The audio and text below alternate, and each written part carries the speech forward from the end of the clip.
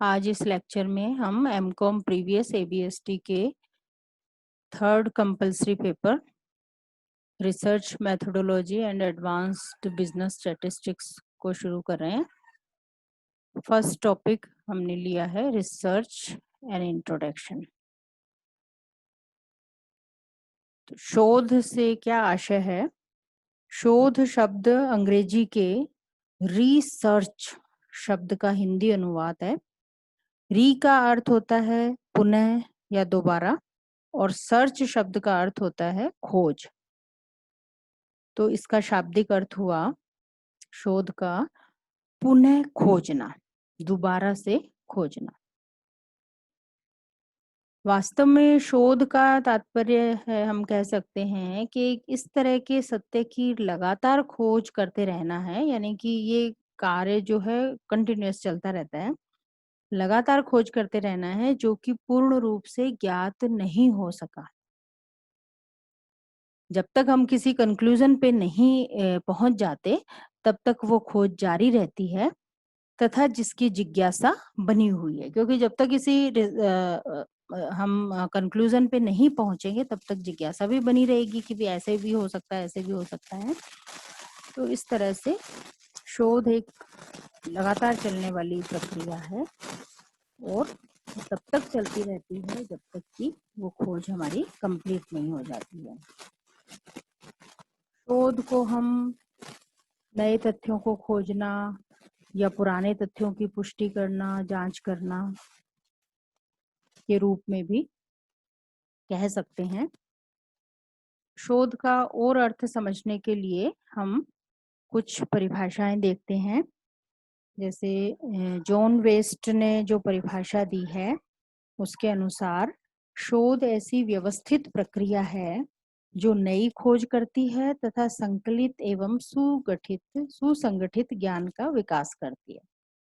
तो ये एक इस तरह की प्रोसेस है। तो पहली बात तो ये व्यवस्थित प्रक्रिया है, अरेंज्ड प्रोसेस है और इसमें नई खोज की जाती है तथा संकलित एवं सुसंगठित ज्ञान का विकास करती है। संकलित मतलब इसमें हमें डेटा कलेक्शन भी करने पड़ते हैं और फिर उससे ज्ञान का विकास किया जाता है। तो इस तरह की व्यवस्थित प्रक्रिया को हम शोध कह सकते हैं। दूसरी परिभाषा इसमें हम देखेंगे स्पार एवं स्वेंसन के द्वारा दी गई है। स्पार एवं स्वेंसन कहते हैं कोई भी विद्वतापूर्ण अन्वेषण, अन्वेषण मतलब खोजी से है यहाँ पे, जो सत्य के तथ्य एवं निश्चितता प्राप्ति के लिए किया जाता है वही शोध है।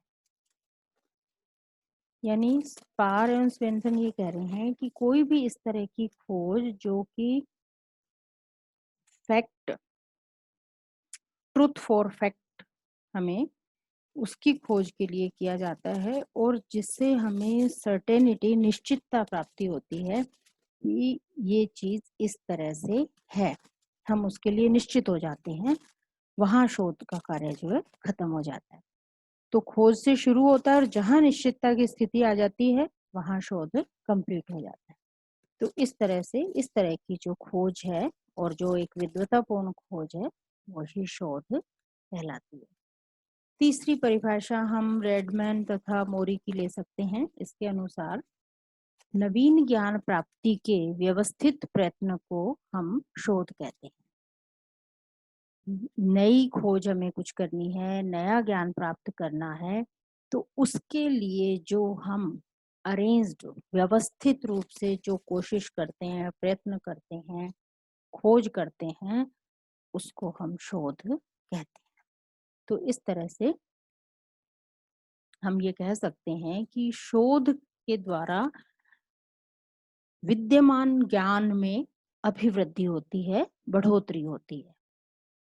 यह एक इस तरह के सत्य की खोज है जिसमें हम अध्ययन यानी स्टडी करते हैं, अवलोकन ऑब्जर्वेशन करते हैं, तुलना करते हैं यानी कंपैरिजन करते हैं और प्रयोगों द्वारा किसी निश्चित विषय को विकसित करते हैं। एक्सपेरिमेंट्स किए जाते हैं और उन एक्सपेरिमेंट्स के आधार पर कोई जो हम उद्देश्य या सब्जेक्ट लेके चल रहे हैं उसको हम आगे डेवलप करते हैं।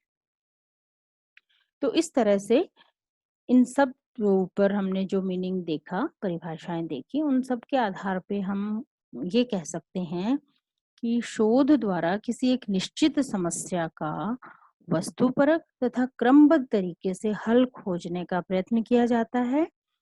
इस प्रकार शोध का उद्देश्य अनुत्तरित प्रश्नों के उत्तरों की वैज्ञानिक प्रणाली के द्वारा उपयुक्त उत्तरों की खोज करना है। तो इस तरह से हम खोज या शोध को परिभाषित कर सकते हैं अपने शब्दों में। परिभाषाओं के बाद नेक्स्ट हम करेंगे कि शोध के उद्देश्य क्या है, या हम इसको सार्थकता भी कह सकते हैं। तो शोध में 3 उद्देश्य हैं। 3 उद्देश्य जो हैं वो एक तो सैद्धांतिक उद्देश्य है, दूसरा व्यवहारिक उद्देश्य है और तीसरा व्यक्तिगत उद्देश्य है। अब इन तीनों को हम विस्तार से समझेंगे। तो पहला जो उद्देश्य है सैद्धांतिक उद्देश्य। तो सैद्धांतिक उद्देश्य क्या है? एक्चुअल में शोध मूल रूप से ज्ञान की वृद्धि का साधक है। तो इस हिसाब से हम कहें, इस दृष्टि से यदि हम देखते हैं तो शोध का उद्देश्य जो है वो प्रयोगों द्वारा सिद्ध तथ्यों के आधार पर अवधारणाओं की रचना करना है। यानी कि एक्सपेरिमेंट के द्वारा हम करते हैं इसमें, और उसके आधार पर फैक्ट्स आते हैं हमारे सामने और अवधारणाओं की रचना की जाती है। इसके अलावा सैद्धांतिक उद्देश्य में हम ये कह सकते हैं कि शोध के द्वारा पुराने तथ्यों की जांच की जाती है कि जो हमने पहले एक्सपेरिमेंट्स किए थे, क्या अब उसमें कुछ और परिवर्तन है या वो वही सत्य चल रहे हैं। इसके अलावा नवीन तथ्यों की जानकारी भी शोध के द्वारा की जाती है। शोध का उद्देश्य पूर्व में स्थापित सिद्धांतों की जांच और परीक्षण करना भी होता है। तो ये सब चीजें जो है सैद्धांतिक उद्देश्य में शामिल हैं। इसी तरह से हम कहेंगे कि सैद्धांतिक शोध का उद्देश्य घटना एवं तथ्यों के मध्य कार्य कारण संबंध को खोजना भी है। यानी एक घटना घटित हुई, वो एक कार्य हुआ, उस कार्य के कारण दूसरा तथ्य सामने आया या दूसरी घटना घटित हुई, तो जो भी घटनाएं हैं और तथ्य हैं उनके बीच हम कार्य और कारण, एक चीज कार्य है और दूसरा उसका कारण है, तो इस संबंध की खोज भी सैद्धांतिक उद्देश्यों के अंतर्गत की जाती है। दूसरा उद्देश्य हम लेते हैं व्यवहारिक उद्देश्य। व्यवहारिक उद्देश्य यद्यपि जैसे हम यदि कहें कि शोध का प्राथमिक उद्देश्य तो सैद्धांतिक ज्ञान में अभिवृद्धि करना होता है, लेकिन उस ज्ञान का व्यवहारिक धरातल पर उपयोग जब तक नहीं होगा तब तक शोध का उद्देश्य पूरा नहीं होगा। तो उस दृष्टि से व्यवहारिक उद्देश्य होता है शोध का। अब व्यवहारिक उद्देश्यों में हम क्या क्या शामिल करते हैं? पहला तो इसमें यह है कि हम बेस्ट ऑप्शन की खोज करते हैं कि कई विकल्प यदि हमारे पास हैं तो उसमें से सबसे बेस्ट विकल्प कौन सा है।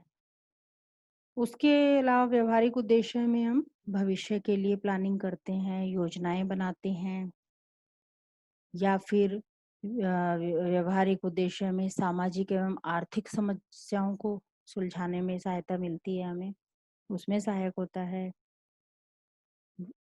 या फिर इस तरह व्यवहारिक उद्देश्य में किसी घटना के स्वरूप व कारणों के बारे में गहन जांच करके उस समस्या को नियंत्रित किया जा सकता है। व्यवहारिक उद्देश्य में हम विभिन्न चरों में परस्पर संबंध स्थापित करके, जो वेरिएबल्स हैं, जो वैल्यूज हैं, कई वेरिएबल्स हमारे पास हैं, तो उनमें परस्पर संबंध स्थापित करके परिकल्पना को स्वीकृत किया जा सकता है या फिर ये सही नहीं है तो उसको अस्वीकृत भी कर सकते हैं। राजकीय और आर्थिक नीतियों में भी शोध है, उसका वो आधार प्रदान करता है उसके लिए। इसी तरह से व्यवसाय या उद्योग की क्रियात्मक तथा नियोजन संबंधी समस्याओं को समाधान करने में भी हेल्प करता है शोध। इसके अलावा सामाजिक संबंधों और समस्याओं का समाधान ढूंढने के लिए भी व्यवहारिक उद्देश्य कार्य करता है। तो इस तरह से ये सारी चीजें जो है वो व्यवहारिक उद्देश्य के अंतर्गत आती हैं। तीसरा उद्देश्य हम कह सकते हैं व्यक्तिगत उद्देश्य। अब इसमें क्वेश्चन ये है कि एक व्यक्ति आखिरकार शोध करने के लिए क्यों प्रोत्साहित होता है, क्यों करता है वो शोध। तो शोध करने के पीछे उसका जो उद्देश्य है वो व्यक्तिगत उद्देश्य के अंतर्गत आता है। अब व्यक्तिगत उद्देश्य कौन कौन से हो सकते हैं, एक तो जो कि बहुत हम कह सकते हैं फर्स्ट नंबर पे ले सकते हैं जिसको कि रोजगार व उन्नति की प्राप्ति के लिए। कई सारे ऐसे प्रोफेशन हैं जिनमें प्रवेश करने के लिए एक व्यक्ति पहले रिसर्च करता है कि भाई मैं ये चीज करूंगा तो उससे मेरे को कितना फायदा मिलेगा या मेरे को इससे कोई फायदा नहीं होगा, या इसको मैं इस तरह से करूं तो मैं ज्यादा अच्छे से कर पाऊंगा और ज्यादा फायदा मुझे मिलेगा। तो वहां पर ये व्यक्तिगत उद्देश्य लागू होता है। तो ज्यादातर इस तरह का रोजगार व उन्नति के लिए ये उद्देश्य लागू होता है। इसके अलावा व्यक्तिगत उद्देश्य में कुछ व्यक्ति इस तरह के होते हैं कि समाज सेवा करना चाहते हैं, तो उस दृष्टि से भी वो शोध एवं अनुसंधान कर सकते हैं। इसके अलावा कई बार समाज में अपनी ख्याति बढ़ाने के लिए, सम्मान बढ़ाने के लिए इस उद्देश्य से भी कुछ व्यक्ति शोध करते हैं। तो समाज में सम्मान प्राप्त करना भी शोध का उद्देश्य हो सकता है, व्यक्तिगत उद्देश्य हो सकता है। इसी तरह से कुछ क्रिएटिव वर्क करने के लिए, रचनात्मक कार्य करने में कुछ व्यक्तियों को बहुत अच्छा लगता है, अच्छा अनुभव मिलता है उनको, तो उस पर्पज से भी, उस पर्सनल पर्पज से भी शोध कार्य किया जाता है।